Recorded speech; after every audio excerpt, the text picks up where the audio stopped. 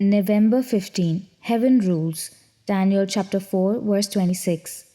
And inasmuch as they gave the command to leave the stump and roots of the tree, your kingdom shall be assured to you after you come to know that heaven rules. One night, an admiral on a US Navy battleship ordered a certain course.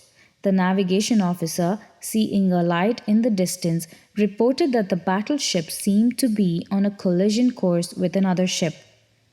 The admiral immediately ordered his radio officer to send a message to the oncoming ship, demanding that it change its course 10 degrees to the south.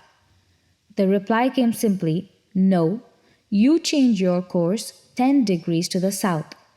After two more unsuccessful exchanges, the admiral, now quite furious, came thundering into the radio control room, grabbed the microphone, and bellowed into it, "Change your course, I am a battleship."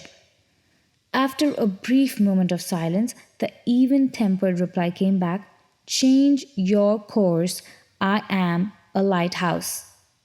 Nebuchadnezzar was confident that he was the most powerful and important ruler alive.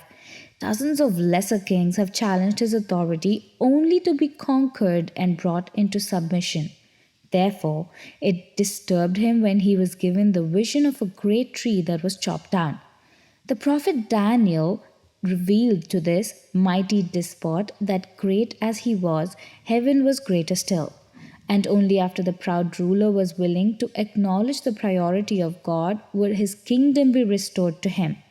No matter how important and powerful we might be, even as mighty as Nebuchadnezzar himself, we can no more challenge God than a ship can oppose a lighthouse.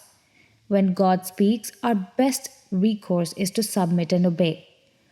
Are you struggling with God?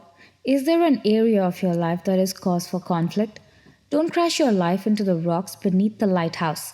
Let heaven rule, surrender yourself to God, and let Him have His way. It will not only preserve your life, but will bring meaning to it as well. To live your life with confidence, let heaven rule. Amen.